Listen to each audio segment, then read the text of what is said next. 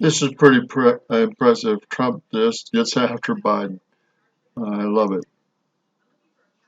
Take a look. What exactly do you hope Zelensky would do about the Bidens after your phone call? Exactly. Well, I would think that if they were honest about it, they'd start a major investigation into the Bidens. It's a very simple answer. They should investigate the Bidens, because how does a company that's newly formed, and all these companies, if you look at, and by the way, likewise, China should start an investigation into the Bidens, because what happened in China is just about as bad as what happened with Ukraine. So I would say that President Zelensky, if it were me, I would recommend that they start an investigation into the Bidens, because nobody has any doubt that they weren't crooked. That was a crooked deal, 100%. He had no knowledge of energy, didn't know the first thing about it.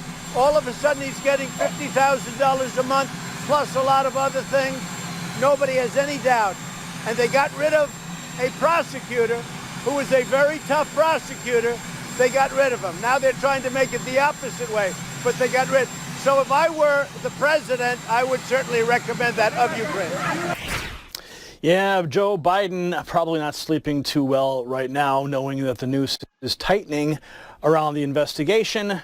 Well, that investigation is one thing, but also the investigation into the origins of the Russia probe, which does involve Ukrainians as well.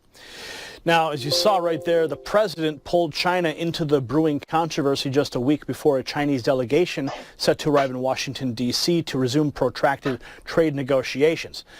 Now, something else happened big today with President Trump, a massive ad buy in Iowa.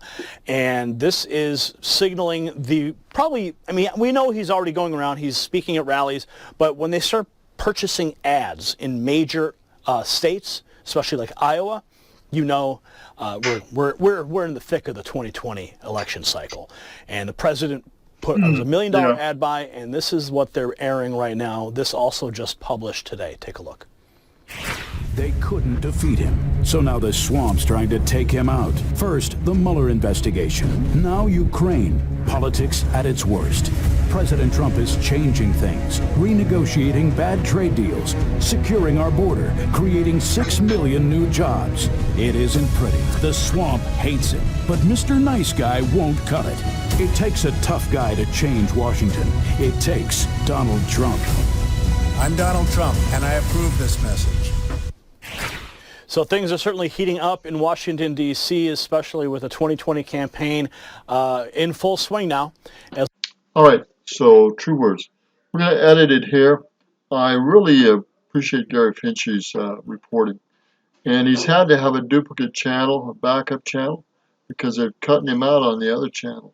I don't know how all this stuff works, but I know the press has to be held accountable for their editing and limiting news that needs to be talked about.